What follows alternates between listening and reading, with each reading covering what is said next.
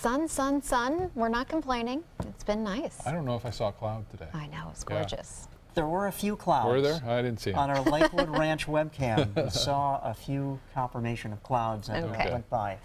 But yeah, mostly sunny skies has been the story for so long now, thanks to high pressure that's in control. Currently it's 69, and how about that? Sunshine outside. What do you know?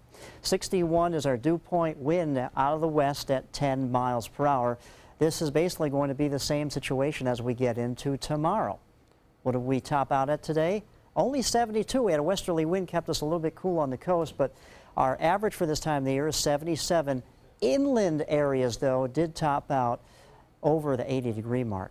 We really could use some rain. No rain today, obviously, with the sunshine, but we're closing in on that 5-inch of a deficit for rainfall. Could maybe get some rain coming in on Thursday.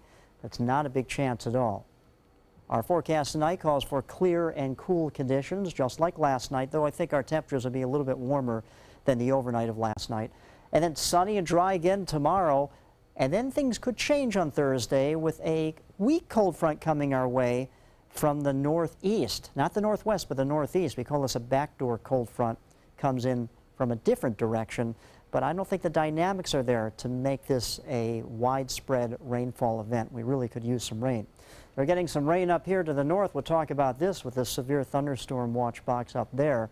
But for us, everything remains very quiet. Radar, as you can see, has nothing on it. Dry air aloft. We've been showing this tan color on the water vapor imagery for the last several days because there's dry air, and anytime you have dry air, it limits any sort of moisture to develop. But up to a north, not so much. We have what we call the ring of fire. This area of high pressure has been the dominant feature in the Gulf of Mexico and over us.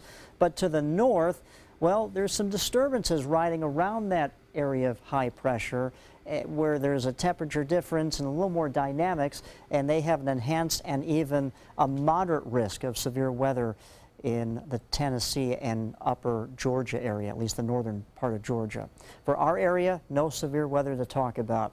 But here's that little disturbance I was talking about, kind of a nasty looking line of storms developing, racing through Tennessee just to the south of I-40.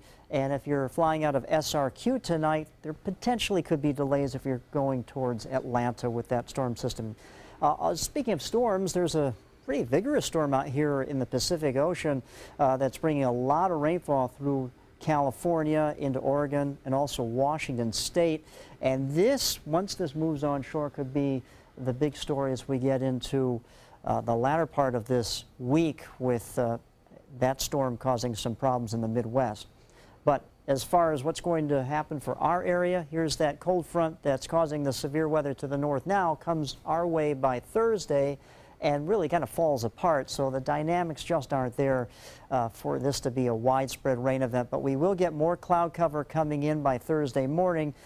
This model doesn't depict any sort of shower activity coming our way for Thursday afternoon, but our global forecasting system model does take the chance up to about 30%. So we'll just have to watch that pretty closely.